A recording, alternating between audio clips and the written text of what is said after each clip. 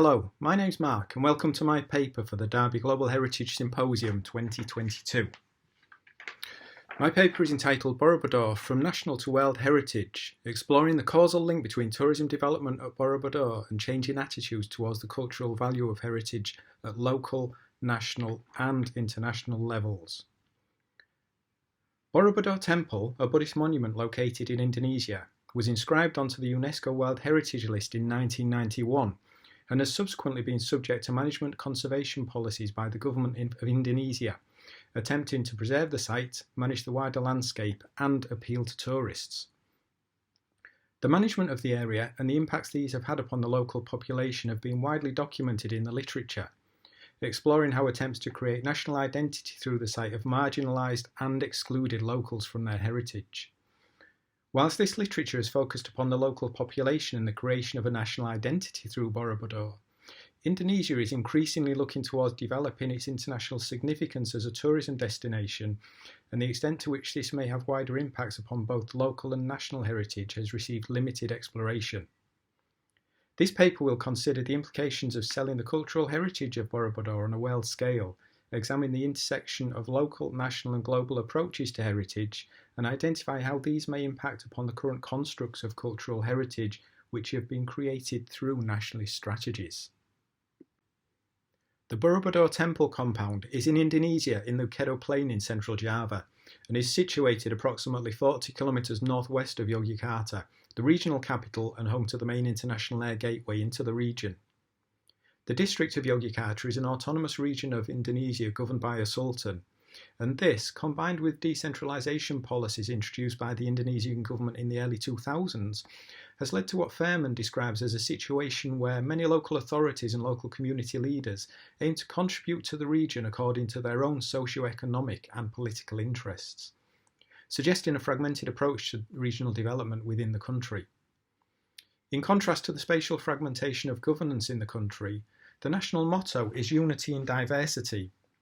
with Indonesia presenting a narrative to depict a culturally diverse but unified nation which is home to a population of over 270 million,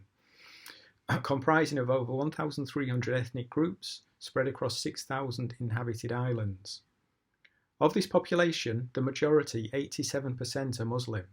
with the remainder made up of Christians, 9.87%, Hindus, 1.69%, Buddhists, 0.72%, and others 0.56%. The Borobudur Temple compound was constructed around the 9th century AD, taking over 50 years to complete. The site consists of 3 temples, with the largest of the 3, the Buddhist temple of Borobudur, being the focus of this paper. Not long after the construction of the temple, it fell into decline as the old Javanese kingdom shifted to East Java,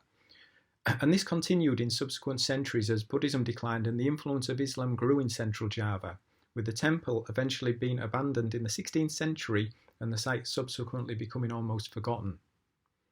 Colonial exploitations eventually led to the rediscovery of the temple compound. A group under the control of Thomas Stamford Raffles, who was particularly interested in ancient Javanese art, learned of the possible existence of a large monument deep in the forest and subsequently located the site. Throughout the remainder of the century, the site was subject to research by the Dutch East Indies government, and it also became a source of income for thieves, who looted many Buddha heads from the statues. In the early 20th century, the Dutch proposed a preservation plan for the temple, cleaning the statues and stones and repairing cracks with concrete. This later caused damage to the stones through the formation of alkaline salt crystals and calcium hydroxide. Following independence in the 1950s, the Indonesian government recognised the value of Borobudur and declared it an endangered monument, looking to mobilise international support for its restoration and protection. UNESCO became involved with the site in 1972 and added Borobudur to the list of World Heritage Sites in 1991, under cultural criteria 1, 2 and 6, for the value of the site's art, architecture and outstanding universal significance. Today, Borobudur is a Buddhist temple in a predominantly Muslim country. However, Arimami proposes the site is very multidimensional by its meaning to the community, suggesting it is valued as a source of historical heritage, a site of tourism, a generator of livelihoods, and also an important Buddhist religious shrine. Beyond the immediate community of the site, the temple has also been used by the Indonesian government, with a skew suggesting that, similar to many young Southeast Asian nations, historic monuments have been utilised in the construction of visions of national identities that have reinforced the state's control over society, presenting a construct of heritage which can be considered to be inherently political in nature. In 1972, Unesco began an international safeguarding campaign for Borobudur, followed by a restoration of its structure from 1973 to 1983. In 1978, the Japanese International Cooperation Agency also assisted the Indonesian government in establishing a master plan for the management of the Borobudur Temple compound, resulting in the creation of the Borobudur National Archaeological Park and a zoning system to control use and development of the site. 5 zones were designated, which aimed to protect and preserve the architectural monuments of the site, while also regulating the use of land in the park to support the development of tourism facilities, preserve the environment, and facilitate further archaeological surveys. The creation of these zones resulted in impacts upon the local community, with Tanudiro reporting that at least 381 households inhabiting 5 villages were resettled, and that the promise of jobs for local people as a result of the creation of the park never materialised. Whilst the name of the zoning system was to preserve the environment,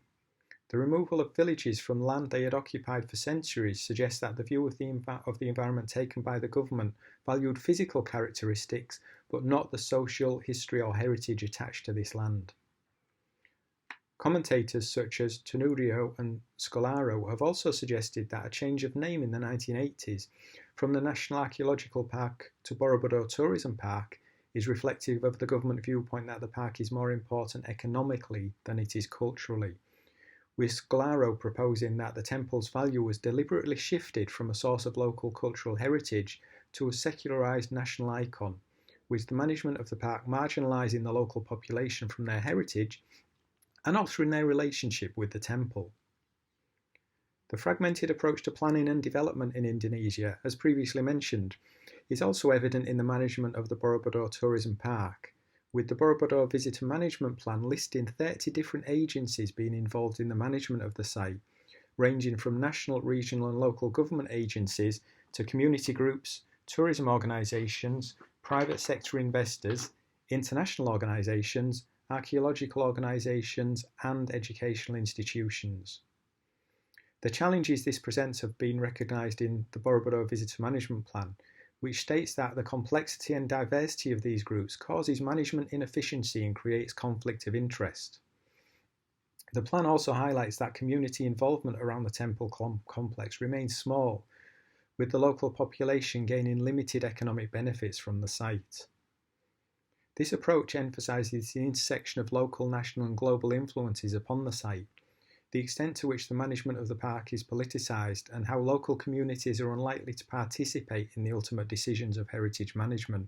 despite their key role in contributing to the narrative which could validate and authenticate the cultural significance of the site. In considering the potential for promotion of Borobudur on an international scale, it's important to consider the site's relevance as a tourism attraction. During the period from 1995 to 2019, Indonesia experienced an increase in annual international arrivals, growing from 4.3 million to 16.1 million visitors per year during the period, with the top originating markets for inbound tourism being China, Singapore, Malaysia, Australia, and to a lesser extent India.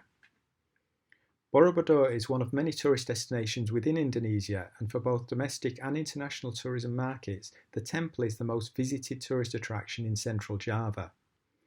In terms of trends in visits to Borobudur, international arrivals have not shown any significant growth in recent years and accounted for 1.2% of all international arrivals into the country in 2018.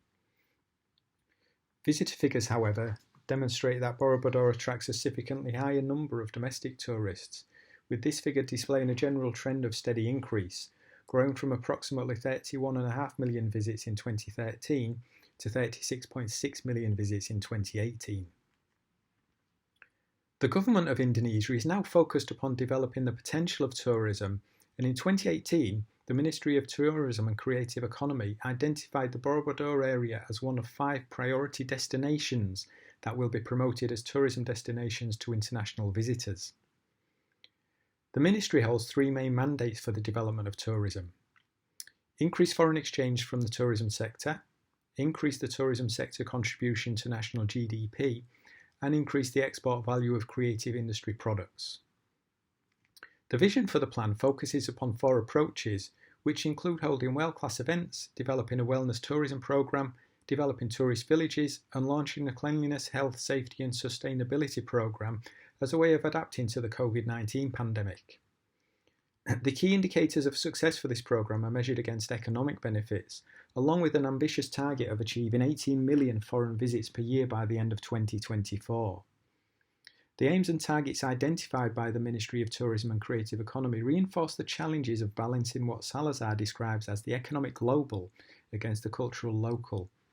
where tourism imageries have the power to turn people and places into simplified, historically static, and politically manipulated stories as they are packaged to appeal to the masses.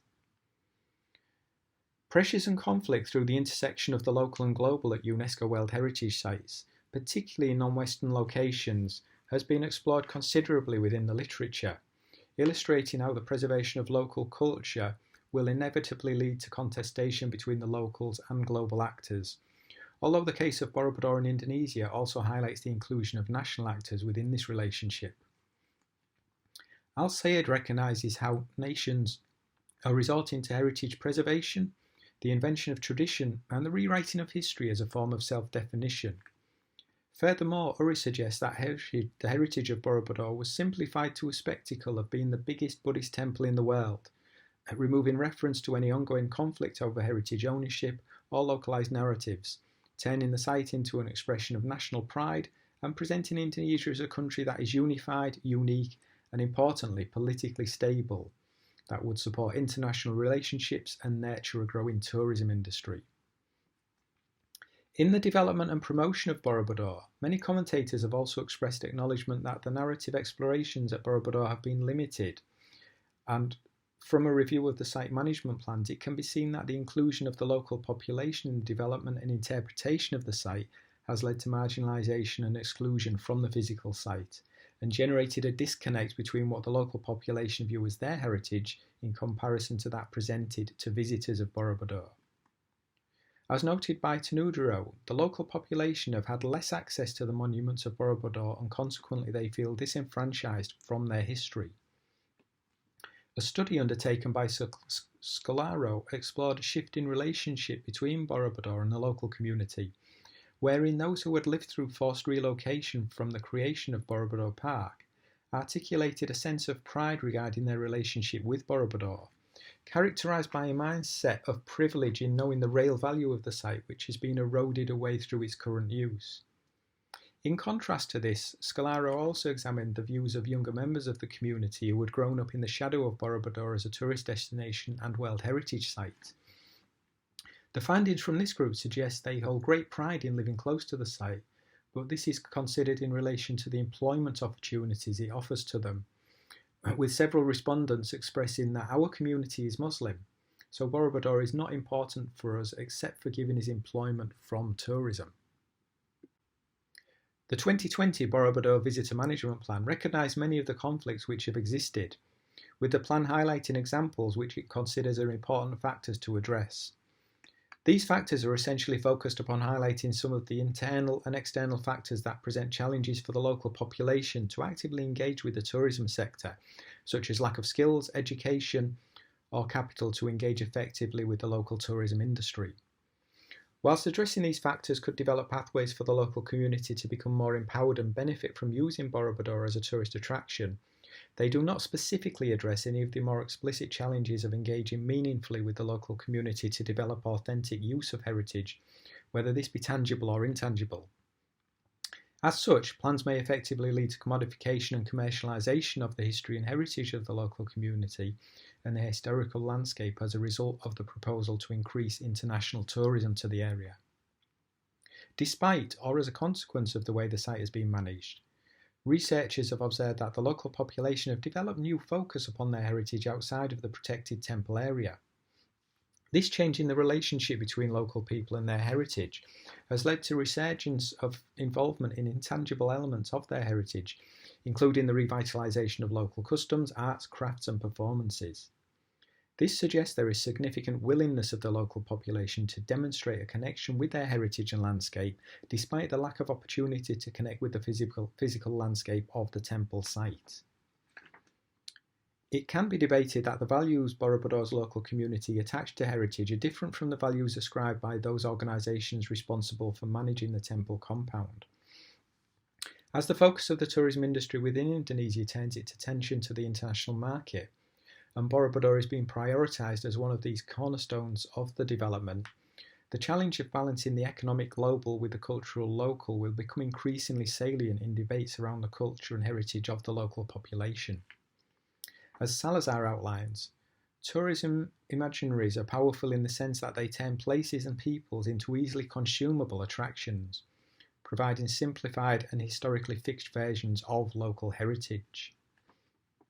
A survey conducted in 2018, which examined the activities of tourists who visited Borobudur Temple, revealed that 91% engaged in taking selfies, while 70% shared their experience through social media. However, only 5% hired a local guide to learn more about the history and heritage of the site. Current marketing materials produced by the Indonesian Ministry of Tourism are reinforcing this view, presenting Borobudur and its surrounding environment as a simplified site of consumption through the production of social media videos which limit the experience of visiting the temple to a photo opportunity to be shared with others. Evidence presented by Scalaro also indicates a causal link between the development of Borobudur as a tourist attraction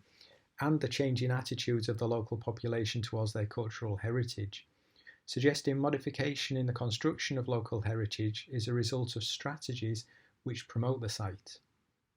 The drive to develop the significance of Borobudur to international tourists and the subsequent simplification of the history and heritage of the site will undoubtedly lead to reinforcement of the temple as a site of spectacle, further eroding the ability of a younger local population to make authentic and meaningful connections with their local heritage. The current management plans for the site do not provide any significant prospect that the challenges of engaging with the culture and history of the local population will be addressed in meaningful ways, despite wide recognition in the literature that lack of involvement of local populations in the planning and management of sites is, according to Wallen Black, to the detriment of both the plans and the local people.